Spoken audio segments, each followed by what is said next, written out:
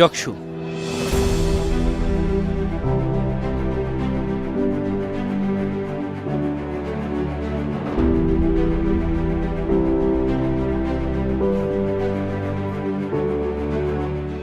বছরের অপেক্ষার অবসান, নানা নাটকীয়তা পেরিয়ে অবশেষে উৎসব মুখর পরিবেশে অধিকার আদায়ের ভোটে জগন্নাথ বিশ্ববিদ্যালয়ের শিক্ষার্থীরা।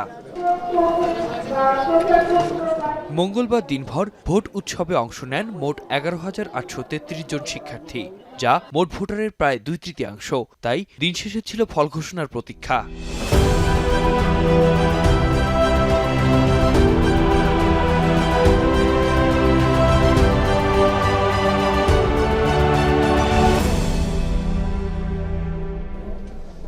সন্ধ্যার পর বিশ্ববিদ্যালয়ের কেন্দ্রীয় মিলনায়তনে 6টি ওএমআর মেশিনে শুরু হয় ভোট গণনা।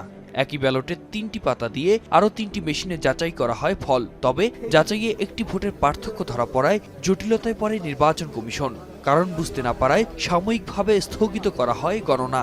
উদ্ভূত পরিস্থিতিতে আমাদেরকে সিদ্ধান্ত নিতে হবে। ভিপি এবং জিএস ক্যান্ডিডেটরা একটু ভাইস চ্যান্সেলর কনফারেন্স রুমে যাবেন, আর সবাই আমরা এখানে থাকবো। গলদ খুঁজতে ভিপি ও জিএস প্রার্থীদের নিয়ে জরুরি বৈঠকের ঘোষণা দেয় নির্বাচন কমিশন। মঙ্গলবার রাত 10টার দিকে ভিপি, জিএস ও এজিএস প্রার্থীদের সঙ্গে বৈঠকে বসে কমিশন। দীর্ঘ বৈঠক শেষে পরবর্তী সিদ্ধান্ত জানান প্রার্থীরাই।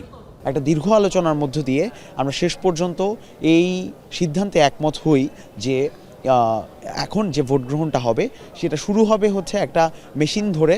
আমরা ম্যানুয়ালি এবং মেশিনে দুইভাবেই ভোট গণনার মধ্য দিয়ে অ্যাকুরেসিটা যাচাই করব, এবং যাচাই করার মধ্য দিয়ে যদি আমরা একমত হতে পারি এবং যদি একটা সঠিক ফলাফল আসে, তাহলে সেই মেশিন ধরেই পরবর্তীতে প্রত্যেকটা কেন্দ্রের ফলাফল গণনা করা হবে।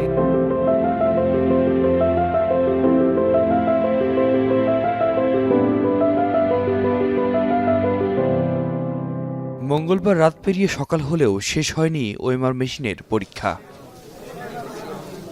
আতিক মেজবা লগ্ন, এখন ঢাকা। শিয়া বাটার ও ভিটামিন ই সমৃদ্ধ লিলি বিউটি সোপ, তারুণ্যময় উজ্জ্বল ত্বকের জন্য। রিমার্ক,